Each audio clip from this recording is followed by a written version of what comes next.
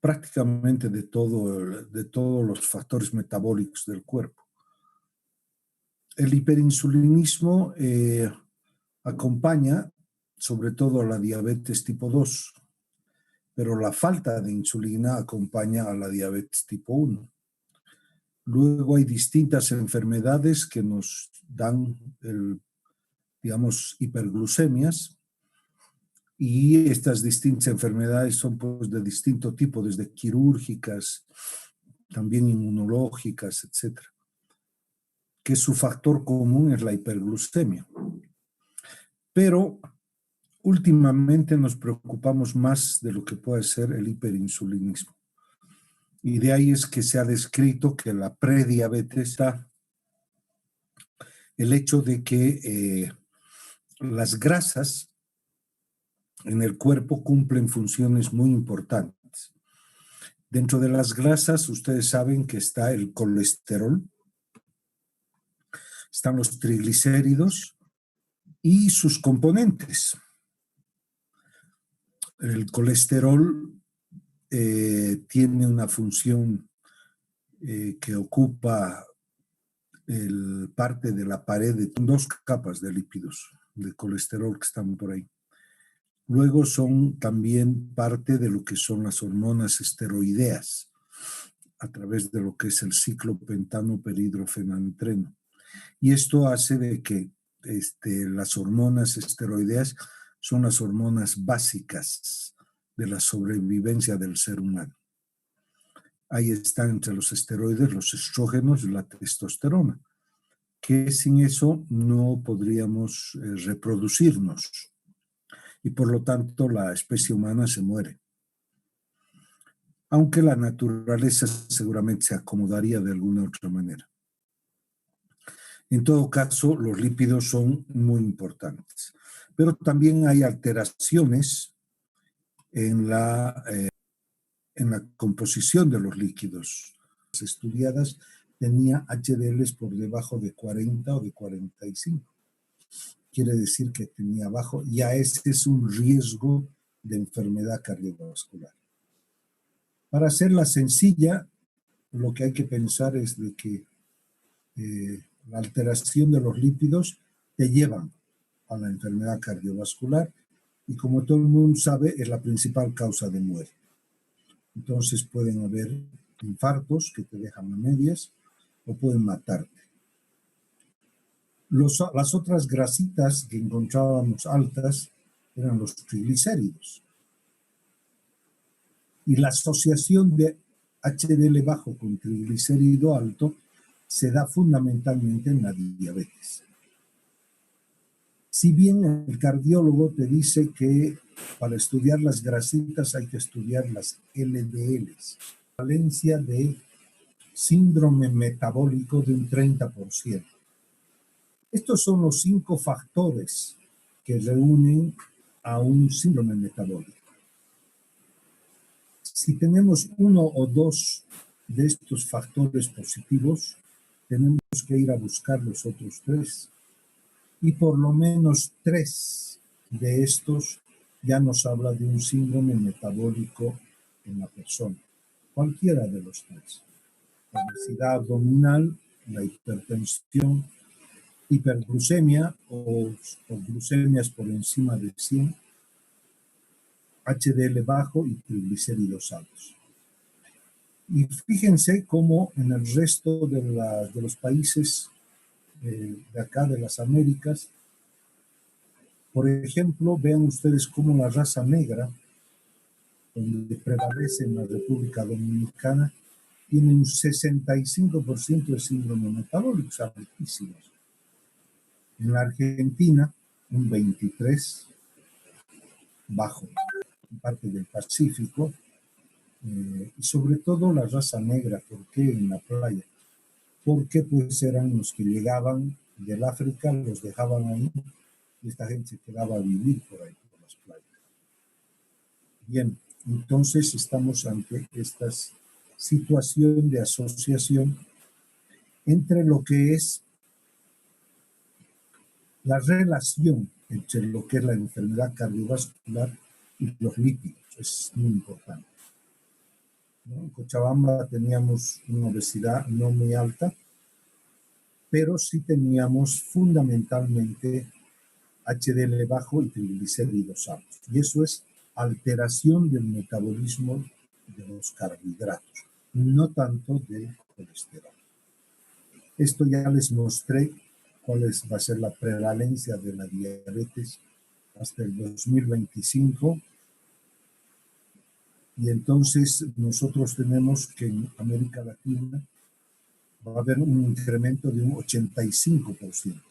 O sea que dedíquense a estudiar bien lo que es diabetes, porque de eso van a vivir y ganar. El síndrome metabólico es importantísimo porque está altamente asociado con la enfermedad cardiovascular y la enfermedad coronaria.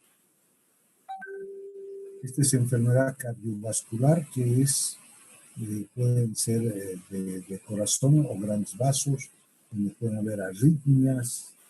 En cambio, la enfermedad coronaria se asocia a todo lo que es infarto.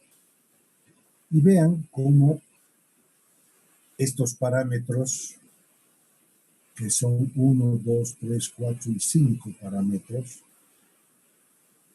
entonces personas con ninguno de los parámetros, pues el peligro de riesgo de padecer, de morirse por enfermedad cardiovascular o enfermedad coronaria, es 1, o sea, la unidad no es 0. Si tienes un solo factor de los 5 que hemos visto, va aumentando. Si tienes 2, bueno, están más o menos igual. Si tienes 3, ¿no? Entonces ya va subiendo más. Si tienes 4, también más o menos se equipara, pero si tienes los 5, rápidamente se dispara. Entonces, cardiovascular. Ya con 3 factores, nosotros tenemos un doble de riesgo de tener enfermedad cardiovascular y casi doble de riesgo por la sangre. Y como les había dicho, el colesterol es muy útil y los triglicéridos son el combustible de nuestro cuerpo. Es el acúmulo que está en la grasa debajo de la piel y que nos sirve de reserva de combustible, nuestro tanque de combustible. Entonces es muy importante que la grasa viaje por la sangre. No lo puede hacer sola, sino que tiene que ir con lo que son llamados, por ejemplo acá, lo que son los triglicéridos, estas T's, de color verde los fosfolípidos, C el colesterol y las apoproteínas. Esta se llama el corazón y esta es la parte de la cápsula externa. Y como verán, hay distintas apoproteínas. Cada una de ellas tiene una función. Por ejemplo, la APO100, la B100, que puede ser esta, lo que hace es evitar anclarse en el hígado y por lo tanto si hay aumento de la ApoB100 hay mayor cantidad de posibilidades de que haya aterosclerosis. En cambio la apoproteína A, esta, es benéfica porque permite que el cuerpo o el hígado limpie de estas lipoproteínas y sobre todo del colesterol. ¿Qué pasa con las lipoproteínas? ¿Son distintas? No. Es una misma que va cargándose más o menos de triglicéridos o colesterol. Prácticamente los fosfolípidos, que son la fuente de energía del metabolismo de las lipoproteínas, no varía mucho. El contenido de las apoproteínas tampoco. Pero lo que varía en más y menos es la cantidad de colesterol y triglicéridos que tienen estas lipoproteínas. Al principio tienen mucho triglicérido, poco colesterol, y a medida que van viajando por el intestino, van por el hígado, van por la periferia y demás, se van invirtiendo, se van quedando triglicéridos y van cargándose de ésteres de colesterol. Entonces, este es cómo se ve una lipoproteína, con triglicéridos, colesterol al centro, y en la periferia fosfolípidos y las apoproteínas que les permite anclarse. Si hay mucha ApoB100, entonces el paciente tiene mucho riesgo de desarrollar ateromitosis, ateromas. Y si tiene más ApoA, mejor, porque no hay tanto de aquello y eso es bueno. La clasificación de las lipoproteínas es de acuerdo a su densidad. Antiguamente se clasificaban por su polaridad o su reacción ante la electricidad. Había lipoproteínas que tenían mayor afinidad sobre ciertas cargas del cuerpo y entonces se llamaban las lipoproteínas alfa, pre-beta, beta y gamma. Ahora ya no, es de acuerdo a su densidad. Los kilomicrones son los que más grasa o más triglicéridos tienen. Son estos kilomicrones los resultados de la absorción de la comida a nivel intestinal. Luego estos kilomicrones van al hígado y en el hígado descargan parte de los triglicéridos, porque estos kilomicrones son fundamentalmente triglicéridos exóticos de la comida. Luego van al hígado y en el hígado sufren una disminución de triglicéridos y se convierten en VLDLs. Se quiere decir Very Low Density Lipoproteins. En su viaje, cuando vuelven a circulación, en su viaje para pasar de VLDLs a LDLs, hay un paso intermedio, que son las IDL, o Intermediate Density Lipoproteins. Esto generalmente es difícil de cuantificar porque este paso de acá a acá es rapidísimo. Las VLDL se transforman en IDLs y luego a LDL. Y luego están estas otras, estas que son las que representan la capacidad de desarrollar aterosclerosis. El cardiólogo se fija en el colesterol total y las cifras de LDL. No le interesa. Y está mal eso.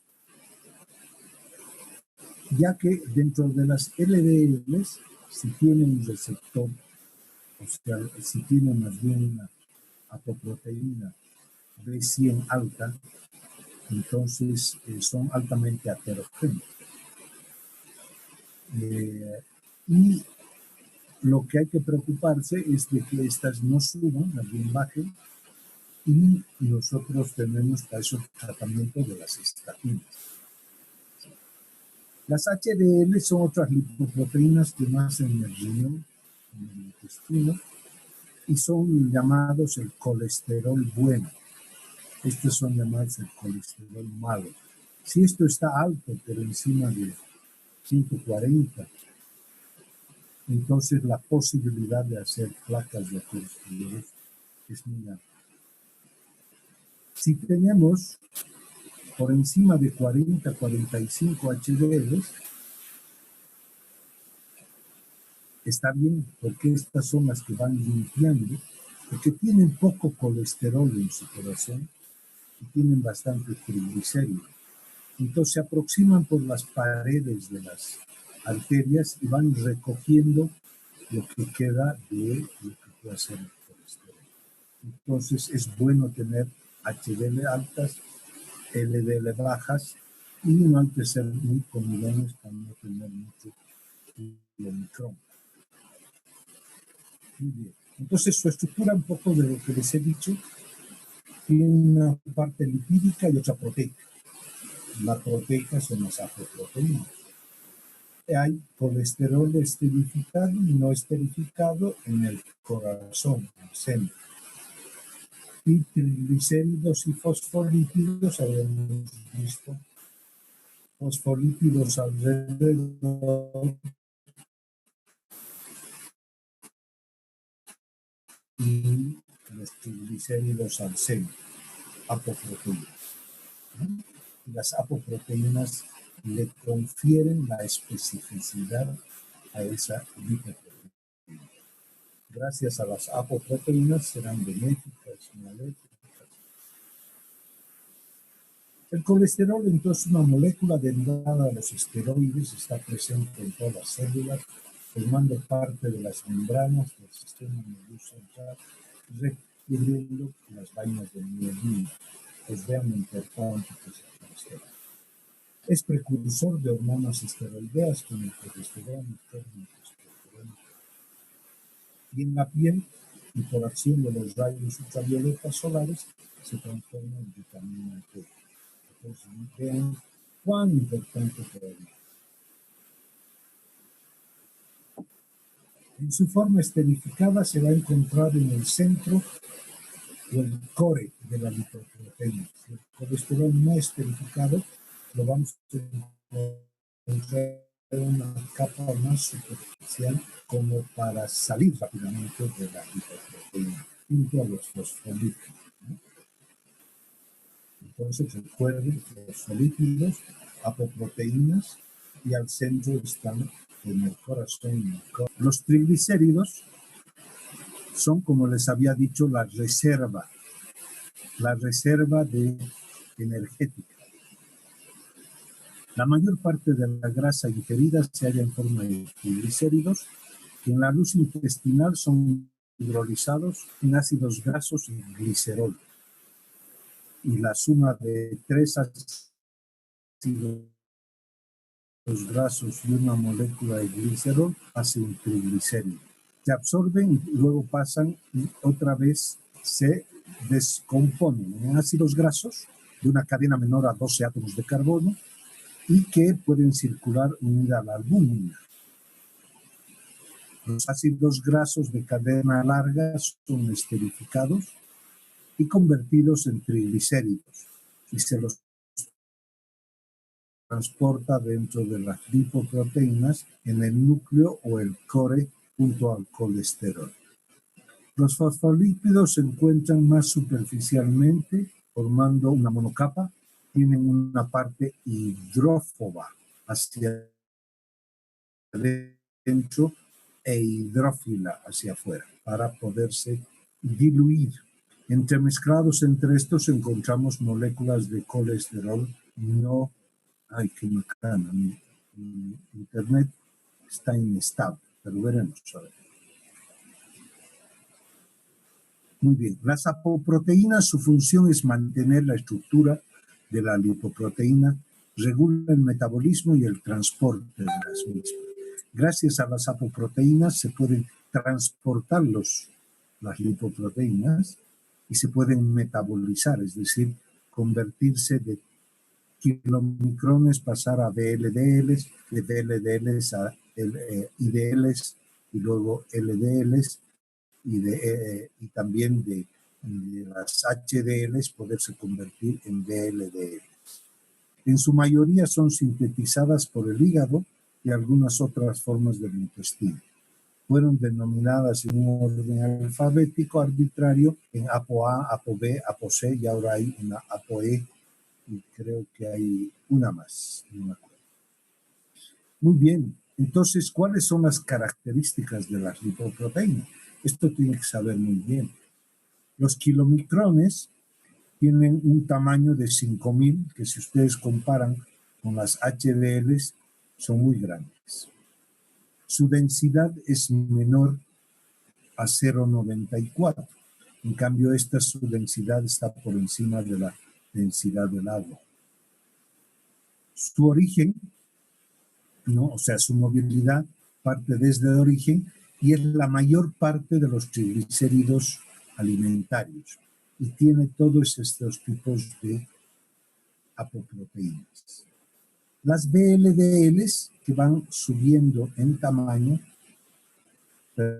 van bajando en tamaño van aumentando en densidad y la movilidad que llama acá es lo que era antes cuando se hacía correr las lipoproteínas por electricidad. Y entonces teníamos que las VLDLs eran la curva pre-beta. Las VLDLs tienen un gran contenido de triglicéridos, pero triglicéridos del hígado. Y tiene este tipo de apoproteínas, donde ya destacamos esta que es la maligna, esta apoproteína, porque se asocia mucho a aterosclerosis. IDL, bueno, es una forma intermedia, y pasamos a la LDL, que tiene un tamaño menor, tiene una densidad mayor, es la que se llamaba en la electroforés de proteína la onda beta. Fundamentalmente tiene colesterol, entonces asociamos LDL colesterol. Kilomicrones triglicéridos. Y las LDLs tienen esta apoproteína medio maligna. Las HDLs, el colesterol bueno, es más pequeño, pero va engordando a medida que viaja por la sangre, recogiendo colesterol.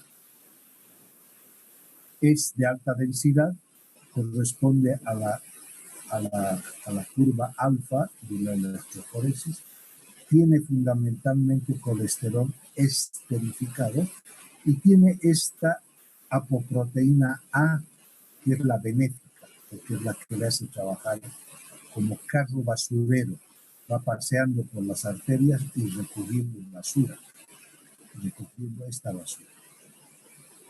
Y la LPA, que son una forma de LDL, pero más pequeña, y es la que está ocupando en la curva de la electroforesis la pre-beta lenta, tiene colesterol y tiene mucho vecino. Por lo tanto, la LPA, la lipoproteína A pequeña, es igual que la LDL, que es maligna. Estas son las distintas apoproteínas, que es simplemente para que sepan todas las que hay. Y vamos a hablar de lo que son las dislipidemias, alteraciones de los lípidos. Son alteraciones del transporte de los lípidos ocasionados por un aumento en la síntesis o un retardo en la degradación de las lipoproteínas. Son transportadoras de colesterol y triglicéridos y es una epidemia mundial, así que no es aterosclerosis. Los usos de las lipoproteínas son como fuente de energía, hormonales, constituyente de membranas y también a nivel digestivo. La clasificación de las hiperlipoproteinemias, quiere decir la clasificación de Henderson, que es la maligna, es la clasificación que nosotros deberemos siempre intentar diagnosticar en las hiperlipoproteinemias, es la 1, que es cuando hay fundamentalmente kilomicrones. Y entonces eso le da un aspecto de capa lechosa al suelo. Los niveles de colesterol acá son normales o bajos, pero tienen mucho triglicéridos. Y es de lo que viene de la comida. Y que el cuerpo no puede rápidamente llevar aquello y transformarlo en VLDL para poder deshacerse de triglicéridos. Entonces hay fallas enzimáticas en las cuales estos pacientes presentan muchos kilomicrones. La 2A es cuando existe un aumento fundamentalmente del colesterol. En la onda de la electroforesis se llama hiperbeta lipoproteína. El suero es limpio, pero tiene mucho colesterol. Los triglicéridos son normales y tiene mucha lipoproteína LDL. La 2B, que es la hiperbeta con hiperprebeta lipoproteína, el suero es opalescente, tiene colesterol alto, pero tiene también triglicéridos menos alto, pero tiene agua. Y acá se encuentran estas dos lipoproteínas. La disbeta lipoproteína o grupo 3, que se llama banda beta ancha, es turbio, tiene aumento de los dos, no mucho, pero aumento, y esto es fundamentalmente cargado de IDLs. Hay a veces enfermedades genéticas donde se corta el paso de kilomicrón a IDL, también a DLDL, y cuando esto debe pasar a LDL se corta, se detiene, entonces empieza a aumentar esta lipoproteína, que normalmente no la detectamos, porque su paso es muy rápido. Y esta cuarta, esta es de los cardiópatas, la 2A, 2B es de los cardiópatas, y la 4 es de los diabéticos, porque es la hiperprebeta lipoproteína endógena, quiere decir que está cargada de triglicéridos endógenos, producidos por el hígado, turbio homogéneo, ligera elevación de colesterol y mucha elevación de triglicéridos. Y así van a encontrar en muchos diabéticos que tienen triglicéridos muy altos, tienen ¿cómo se llama? Kilomicrones también altos, pero los niveles de colesterol están prácticamente mal. Entonces son VLDL puras, producto del hígado. Y por último, esta 5, que es muy rara, que es la hiperkilomicronemia con hiperprebeta lipoproteína. Es turbio el suelo, ligero aumento de colesterol, gran aumento de triglicéridos endógenos y tiene mucha VLDL y también es clavectínico, que son triglicéridos externos. Bien, cuando nosotros estudiamos a un paciente de acuerdo a sus lípidos, lo que vamos a hacer es medir el colesterol total de los triglicéridos. Esto va variando de acuerdo al tiempo y de acuerdo a los libros, ¿no? Pero se dice que triglicéridos, esto ha bajado, ya no es 200, es 150, y el colesterol total tiene que ser menor a 200. En nuestro medio tenemos hasta 220, porque no somos tan raza vieja como somos gringos. Antes el límite era 240, ahora ya no, ahora es 220. En Estados Unidos es 200. Y si tiene un aspecto lechoso, es que tiene más de 240. Las HDLs tienen que ser mayores a 40. Y en las mujeres dice que es 50. El colesterol LDL tiene que ser menor a 140, lo ideal menor a 130. Y acá como promedio le vamos a poner 140. Y es malo ya si es que encontramos unas LDL por encima de 160. El índice entre lo que es colesterol total entre lo que es colesterol HDL, que sería lo que se llama el colesterol no HDL. Entonces nosotros vemos que la apoproteína A1 tendríamos que tener más de 125 porque es la que nos conviene. Y la ApoB tiene que ser menos de 50 o de 75. ApoB, eso es importante. Hay distintos cuadros que vamos a seguir rápido porque esto es ya dominio de la especialidad. Dice la hipercolesterolemia familiar es una enfermedad hereditaria, transmisión autosómica dominante debido a mutación del gen del receptor de las LDLs, o sea, una mutación del gen receptor de la ApoB100. Y por lo tanto hay mucho colesterol suelto, mucha LDL suelta y la acumulación de LDL en el plasma. El cuadro clínico se presenta, el dato clínico más característico es la hipercolesterolemia. Personas con colesterol, que lo normal es hasta 220, tienen 280 y hasta 300 de colesterol. y es de origen familiar, es decir, varios miembros de la familia tienen, y lo importante acá es mediante la detección del colesterol. ¿Qué pasa con la hipertrigliceridemia familiar?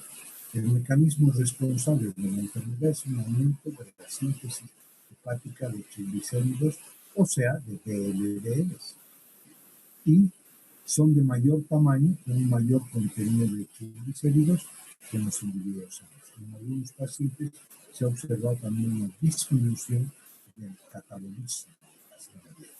Como les digo, todo es un camino único, es decir, empieza en kilomicrones y va pasando a VLDLs, a LDLs y luego va pasando también. Entonces hay que tener en cuenta esto. Y hay hiperlipemias mixtas primarias.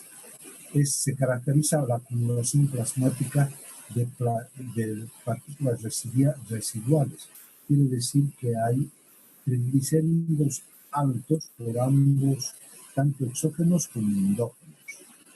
Y estas en la electroforesis se llama una onda beta en el grupo de las BL. Se destaca así la movilidad electroforética de estas partículas en la banda beta, en vez de la pre-beta característica de las BL. La elevación de las partículas beta BLDLs se debe a un fallo en el mecanismo de limpieza del plasma después de la lipoproteína lipasa, cuya actividad es normal causando por una mutación de la ApoE. Entonces, un poquito para ver clínicamente de qué se trata, es que nosotros tenemos a un gordito visceral, quiere decir con mayor circunferencia abdominal, que tiene resistencia a la insulina en relación a esta obesidad y aumento de ácidos grasos libres.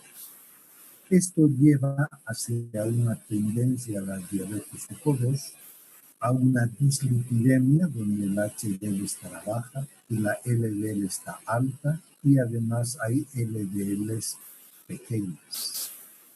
Y puede coexistir una hipertrigliceridemia. Los pacientes son hipertensos, se coagulan fácilmente y tienen una disfunción endotelial y un proceso inflamatorio con una proteína C reactiva alta y esta MMP9 no me acuerdo, y producen una microalbuminuria. ¿Cómo se producen las placas de ateroma? Pues las LDL llegan, estas LDL se oxidan, atraen, penetran, este es el endotelio de los vasos, entran debajo del endotelio y los macrófagos van en busca de las LDL. Los macrófagos se los comen y entonces se forman las células espumosas, ¿no? Porque el macrófago se ha comido el LDL. Eso es lo que dice acá.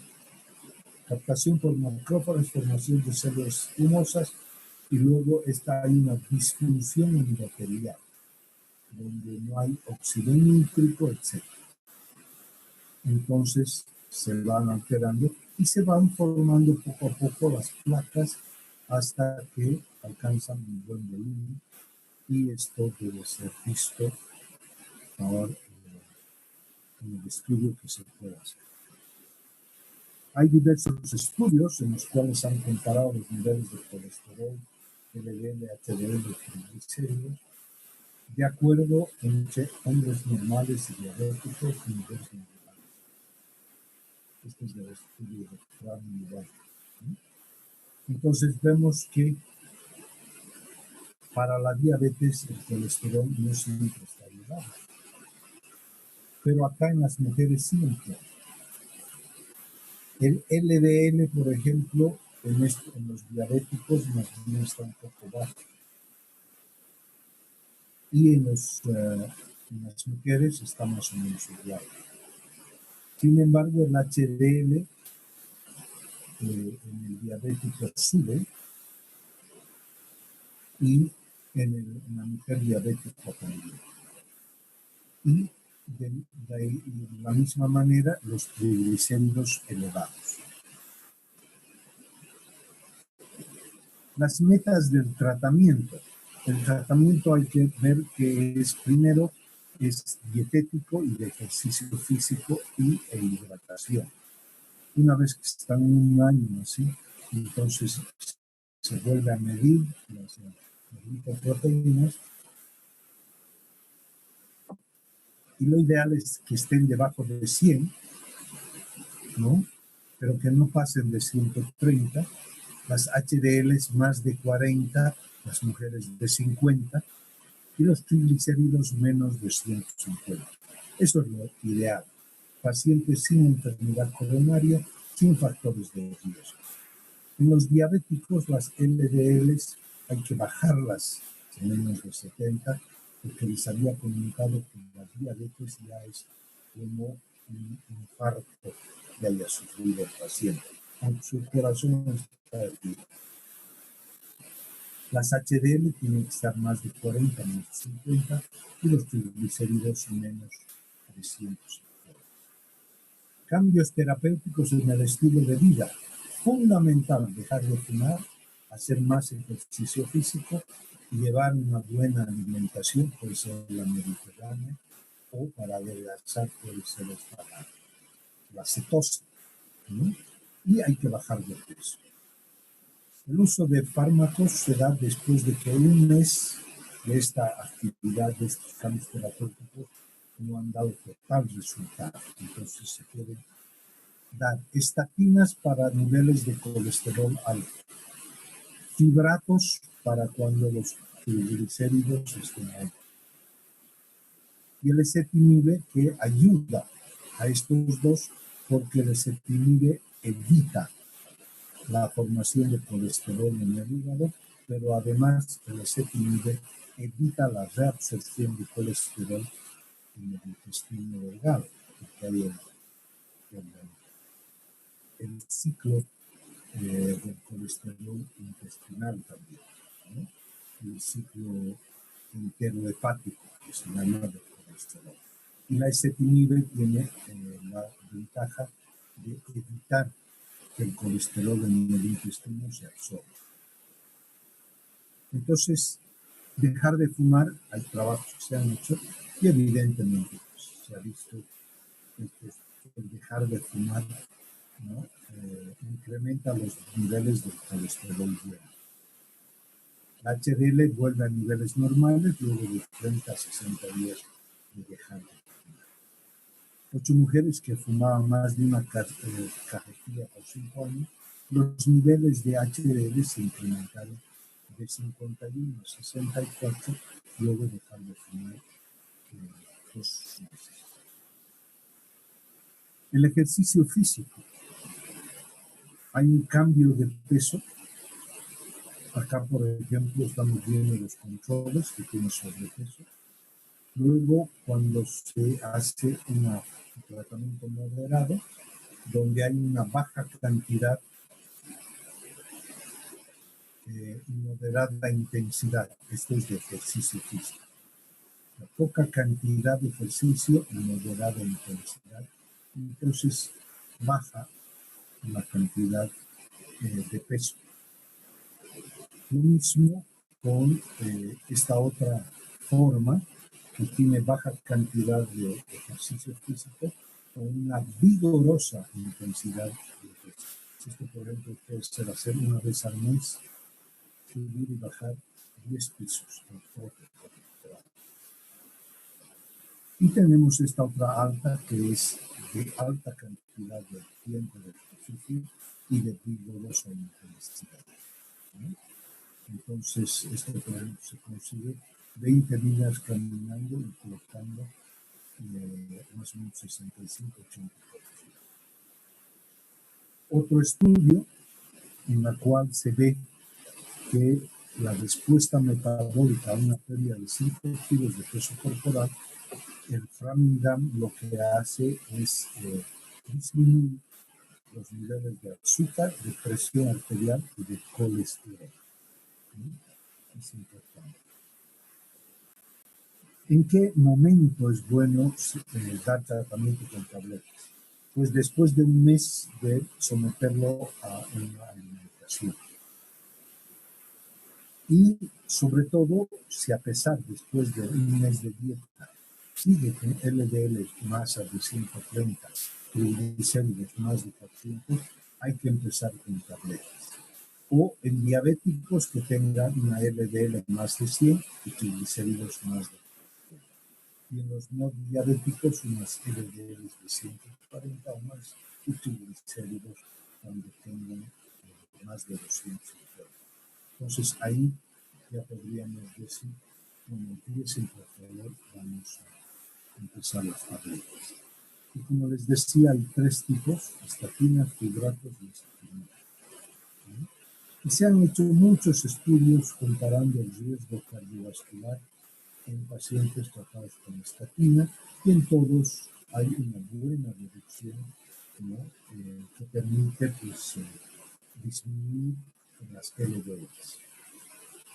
Y el ezetimibe aumenta y mejora mucho más, porque si se da una estatina, una atorvastatina más ezetimibe, entonces la reducción es buenísima, ¿no? Se dice que el ezetimibe pues, complementa de manera muy buena y oportuna a las estatinas, y ante cualquier problema de estatina muy alta, entonces el consumo de lo que es el ezetimibe es muy bueno. Se dice que una tableta que hay en nuestro medio de ezetimibe, que es 10-10, que se llama, equivale a tomar 80 miligramos de atorvastatina, ¿no? Y si nosotros solo damos ezetimibe de 10 con la atorvastatina de 10, es como si estuviéramos dando una tableta de 80, de colesterol, de la atorvastatina. ¿Cuál es la dosis de las estatinas? ¿A qué dosis podemos hacer? Los cardiólogos prefieren tratar con 80-40. Nosotros partimos con 20 en los casos graves, nosotros quiero decir endocrinólogo, partimos con 20 durante un mes, y después si podemos bajamos a 10, porque si las suspendemos cuando ha bajado, vuelve a contraatacar. Entonces lo mejor es 20, después 10, después 5, y se queda con 5 bastante tiempo, casi un año.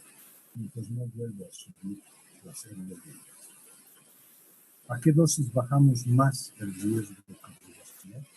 Entonces acá vemos estudios que se han hecho con distintas estatinas. Acá está la atorvastatina, la fluvastatina, la vastatina, pravastatina, simvastatina. Entonces, y los porcentajes de reducción de colesterol con distintas concentraciones de la atorva, que parece que es la que mejor trabaja, si se fijan rápidamente, la atorva es la que mejor va, seguida de la simvastatina. Acá hay un estudio entre la rosuvastatina y 2 veces la atorvastatina, y se ve como la rosuvastatina es muy efectiva. Entonces, esto creo que ya lo hacemos.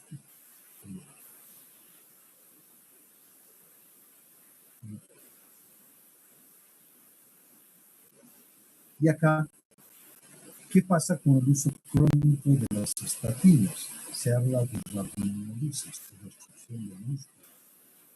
Pero esto ocurre cuando se quiere unir a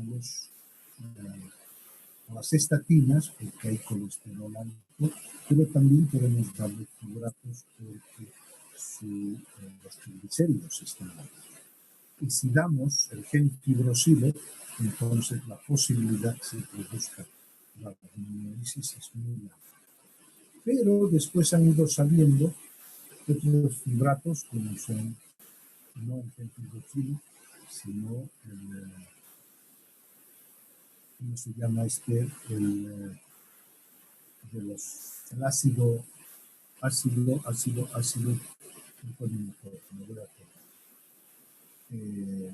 y estas sí se pueden dar con las estatinas.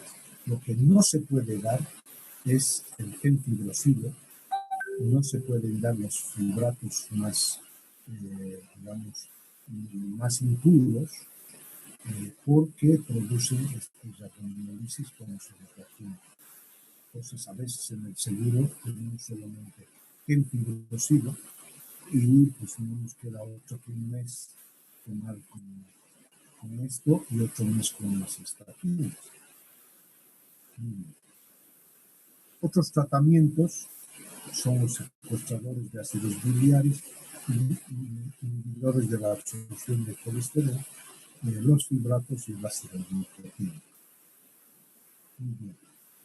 ¿Qué hacemos para elevar nuestras HDLs?